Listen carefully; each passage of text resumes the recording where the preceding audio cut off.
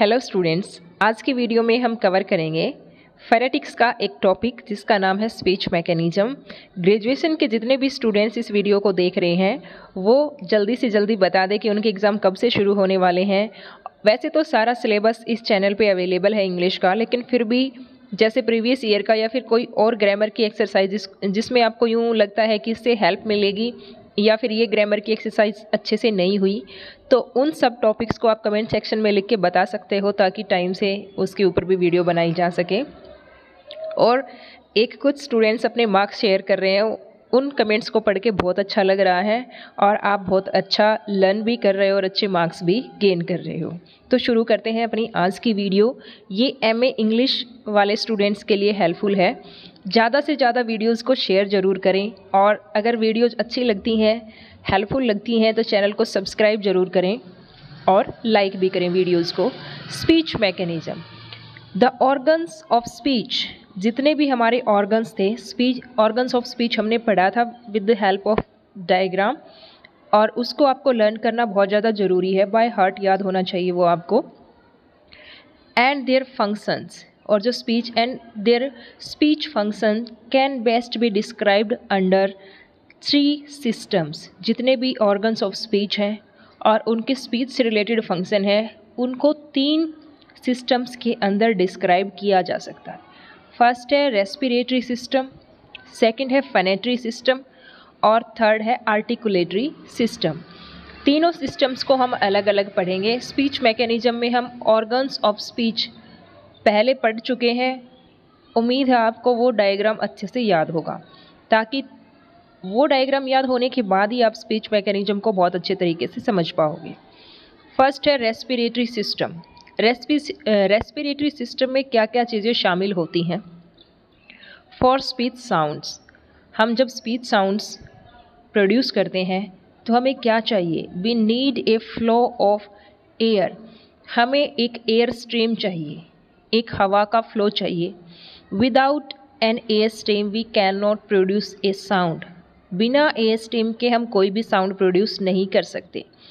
The air stream is provided by the lungs, और वो air stream कौन provide करते हैं? लंग्स यानी फेफड़े। When the lungs are compressed,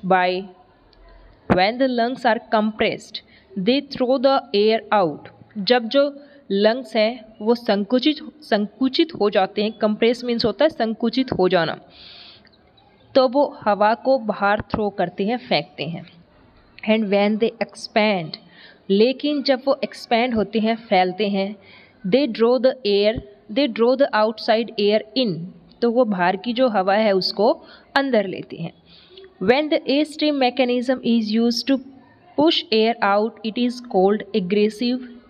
जब जो स्ट्रीम मैकेनिज्म होता है, एक बार जैसे हम सांस को अंदर लेते हैं, एक बार बाहर, तो वो सांस या फिर वो स्ट्रीम मैकेनिज्म जब एयर को बाहर पुश किया जाता है तो उसको क्या कहा जाता है? It is called इग्रेसिव।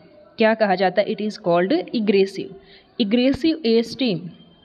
And when it is used to draw air in, लेकिन जब एयर को अंदर लिया जाता है, इट इज़ कॉल्ड इनग्रेसिव।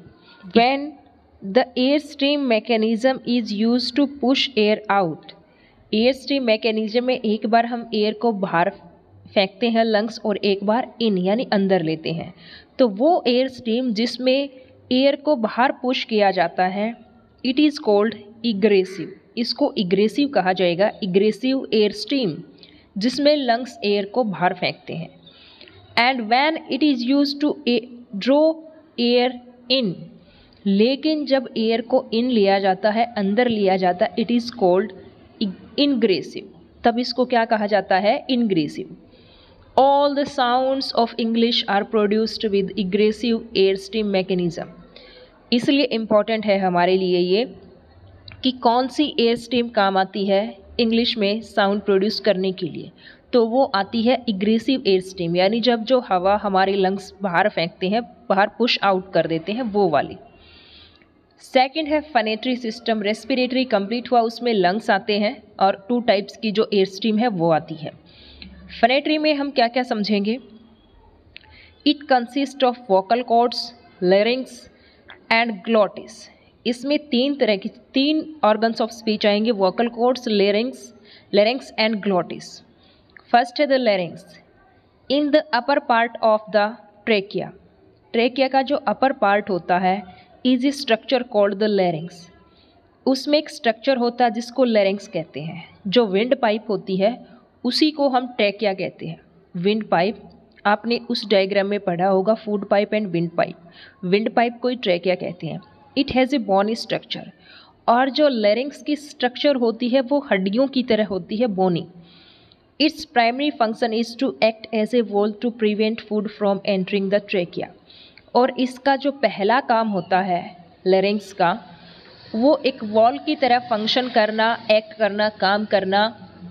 और वो वॉल किस में काम करता है? टू प्रिवेंट फूड, खाने को रोकता है, फ्रॉम एंटरिंग द ट्रेकिया, कि खाना जो है वो आता है तो कहीं वो विंड पाइप में ना चला जाए, इस वजह से ट्रेकिया में ना चला जाए।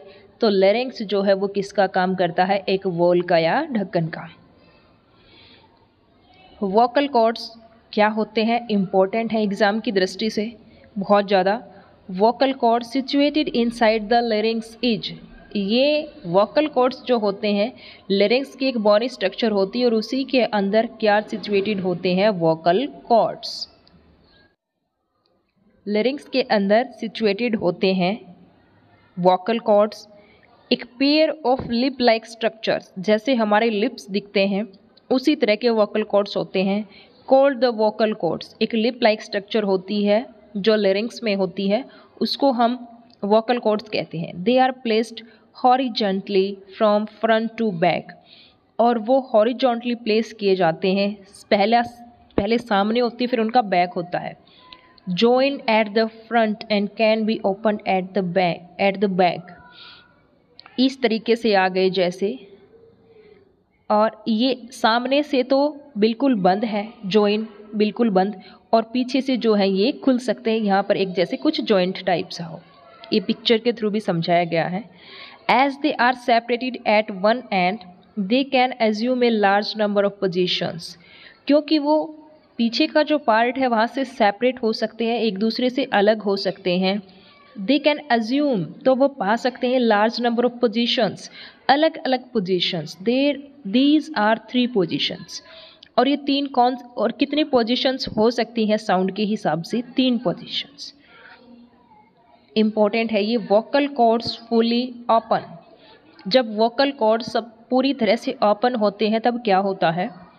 When the vocal cords are fully open, there is wide opening between them called the glottis. जब vocal cords जो हैं पूरी तरह से पीछे से वाइड हो जाते हैं, ये देखो खुले हुए हैं, तो उनमें एक वाइड ओपनिंग बनती है, गैप बनता है, और उसको क्या कहा जाता है? Glottis. This is the normal position of the vocal chords during the process of breathing. ये नॉर्मल पोजिशन होती है जब हम सांस लेते हैं वोकल कॉर्ड्स की। The speech sounds produced when the vocal cords are in this position are called voiceless sounds. और इस पोजीशन में जब वोकल कॉर्ड्स इस तरीके से होते हैं, इस पोजीशन में जो साउंड प्रोड्यूस किए जाते हैं उन साउंड्स को वॉइसलेस साउंड्स कहा जाता है। Vocal cords are held loosely together, जब वोकल कॉर्ड्स ना तो पूरी तरह से ओपन होते हैं बल्कि लूजली एक साथ, ना पूरी तरह से बंद होते हैं और ना पूरी तरह से ओपन, तो एक बीच की सिचुएशन होती है लूजली हेल्ड टुगेदर, जब लूजली एक दूसरे के साथ टुगेदर होते हैं, साथ साथ होते हैं। When the vocal cords are held loosely together they start vibrating and voice is produced, तो वो वाइब्रेट करना शुरू कर देते हैं और वॉइस प्रोड्यूस होती है। The sounds produced during this position are called voiced sound. जब वोकल कॉर्ड्स इस पोजीशन में होते हैं और जो साउंड प्रोड्यूस्ड होती है उनको हम वॉइस्ड साउंड कहते हैं। पेपर में वॉइसलेस साउंड के भी ऊपर एक नोट आ सकता है, वॉइसलेस के ऊपर भी आ सकता है, एपिग्लॉटिस की 3 पोजीशंस के ऊपर भी आ सकता है। The distinction between voiceless and voiced sounds can easily be felt, और डिस्टिंक्शन का मतलब होता है डिफरेंस, जो अंतर है, डिफरेंस है वॉइसलेस साउंड्स के बीच में और वॉइस साउंड के बीच में, वो बहुत ही आसानी से फील किया जा सकता है। Put your finger on your Adam's apple, आपको पता है ना एडम्स एप्पल कौन सी स्ट्रक्चर सी होती है जो नेक में दिखाई देती है कई लोगों के तो। And produce a prolong sound produce करनी है स, और यहाँ पे उंगली रखनी है। You will feel no vibration, तो आपको यहाँ पे अपनी फिंगर पे you will feel no vibration on your finger. Now perform the same experiment with z sound, और सेम एक्सपीरियंस अब आपको फील करना है with z sound. This time you feel vibration on the finger. This is the vibration of vocal cords. Therefore the j sound is voiced and s sound is voiceless. मुझे उम्मीद है कि आप clearly समझ पाए होंगे। ये एपिग्लोटिस की पोजीशंस है when they are held loosely together. Vocal cords हैं ये, और जो बीच में वाइडनिंग बनी हुई है ये है ग्लॉटिस, और सामने वाले को क्या कहा जाता है? Epiglottis. Vocal cords are tightly shut. तीसरी पोजीशन जब वोकल कॉर्ड्स टाइटली शट होते हैं, when the vocal cords are held tightly together along their whole length, अपनी लेंथ के साथ साथ आप देख पा रहे होगे इसमें भी जब वो पूरी तरीके से बंद होते हैं, द ग्लॉटिस इज कोल्ड, तो इनके बीच का गैप या वाइडनिंग क्लोज हो जाती है। You can see there is no space between them and therefore no air can escape through it, और कोई भी हवा उनके आर पार नहीं जा सकती, गुजर नहीं सकती। This is the position the vocal cords must take at the time of eating और ड्रिंकिंग। यही वो पोजीशन होते हैं जब हम कुछ खाते हैं या पीते हैं, तब वोकल कॉर्ड्स की पोजीशन होती है। सो दैट नो फूड और liquid enters the wind pipe, इसी वजह से कोई भी खाना या फिर लिक्विड एंट्री नहीं कर सकता विंड पाइप के अंदर। लास्ट का जो है वो है आर्टिकुलेटरी सिस्टम। आर्टिकुलेटरी सिस्टम में क्या क्या ऑर्गन्स ऑफ स्पीच आते हैं? It includes all the speech organs from pharyngeal cavity to lips. Pharyngeal जो कैविटी थी हमारी, जो हमने डायग्राम में देखा था कि कौन सी होती है, वहाँ से शुरू होकर लिप्स तक सारे स्पीच ऑर्गन्स इसके अंदर इंक्लूड्स होते हैं। It includes velum, uvula, teeth ridge, hard palate, tongue, upper set of teeth, lower set of teeth, upper lip, lower lip, cheeks, lower jaw. सबसे ज़्यादा अपर जो भी होता है और लोअर जो भी, लेकिन सबसे ज़्यादा जो फंक्शन करता है, मूवेबल है, वो होता है लोअर जो। ये सारे ऑर्गन्स ऑफ स्पीच इसके अंदर आते हैं। इसमें टंग के ऊपर एक अलग नोट भी आ सकता है। The tongue is very important single organ of speech.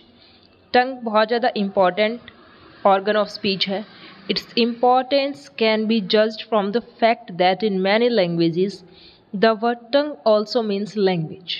और टंग का जो इम्पोर्टेंस है लैंग्वेज में, वो इसी बात से लगाई जा सकती है कि मैनी लैंग्वेजेस में, बहुत सारी भाषाओं में टंग का मतलब लैंग्वेज होता है। फॉर एग्जाम्पल हम भी यूज़ करते हैं, आपकी मदर टंग कौन सी है? It is flashy.